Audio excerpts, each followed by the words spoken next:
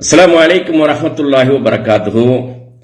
கண்ணியம் நிறைந்த சகோதர சகோதரிகளே, இந்த மாதம் 14ஆம் தேதி ஞாயிற்றுக்கிழமை அன்று மதுரையில சட்டக்கல்லூரி மாணவர்களுக்கான ஒரு நாள் பயிலரங்கத்தை தமிழ்நாடு முஸ்லிம் கல்வி இயக்கம் ஏற்பாடு செய்திருக்கிறது. சமீப காலமாகவே சட்டம் படிக்கக்கூடிய மாணவர்களுடைய எண்ணிக்கை அதிகரித்துக் கொண்டிருக்கிறது.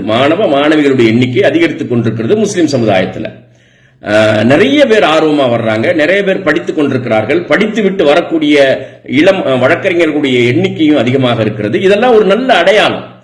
முஸ்லிம் சமூகம் சரியான திசையை நோக்கி, அதிகாரமிக்க திசையை நோக்கி நகர்ந்து கொண்டிருக்கிறது என்பதற்கான அடையாளங்கள். அப்ப இந்த சட்டம் படிக்கக்கூடிய மாணவர்களுக்கு மிகச்சரியான இலக்கு நிர்ணயிக்க வேண்டிய தேவை நமக்கு இருக்குது.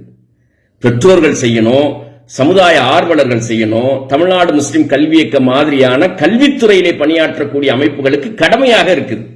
அதனால இலக்கு இல்லாத சட்ட கல்வி இருக்கு பாருங்க, அது ஒரு பெரிய ஒரு பின்னடைவை ஏற்படுத்திடும்.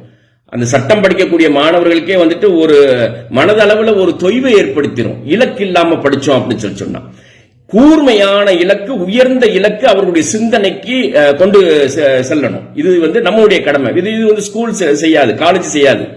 காலேஜுக்கு இது, சட்ட கல்லூரிகளுக்கு இதல்ல வேலை.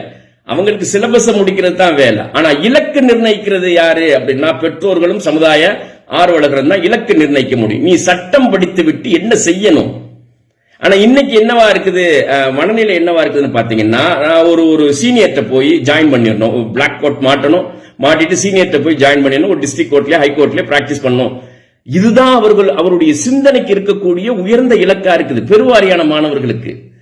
ஆனா சட்டக்கல்வி என்பது சாதாரணமான மற்ற படிப்புகளை போன்றல்ல. சட்டக்கல்வி இந்த உலகத்தில் இருக்கக்கூடிய எல்லா அதிகார மையங்களுடைய பூட்டுக்களையும் திறக்கக்கூடிய வலிமையான சாவி, மாஸ்டர் கீ.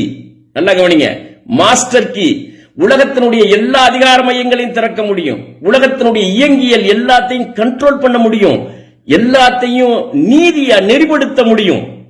இந்த சட்டக்கல்வி 5 ஆண்டுகள் 3 ஆண்டுகள் சட்டக்கல்வியை அது ஆர்வத்தோடு படிச்சோம், திறனோடு படிச்சோம் அப்படின்னா மகத்தான ஒரு நீதிமான்களாக, வல்லுநர்களாக உருவாகி வர முடியும். அது கொஞ்சம் கொஞ்சமா அது டெவலப் ஆகி போகணும். அப்ப இந்த கருத்தியலை புரிந்தவர்களாக உருவாகி வரணும். அதுக்காகத்தான் இந்த ஒரு நாள் பயிலரங்கத்தை மிகுந்த பொருட்செலவில் அதை ஏற்பாடு செஞ்சிருக்கிறோம். அதுல ஓய்வு பெற்ற நீதிபதிகள், உயர் நீதிமன்றத்தினுடைய வழக்கறிஞர்கள் வர இருக்கிறாங்க, உங்களுக்கு வகுப்பெடுக்க இருக்கிறாங்க. தொடர்ச்சியா உங்களுக்கு உலகளாவிய வாய்ப்புகள் என்ன என்பது குறித்தான கிளியர் கட்டான பவர் பாயிண்ட் பிரசன்டேஷன் உங்களுக்கு வகுப்பெடுக்க இருக்கிறோம்.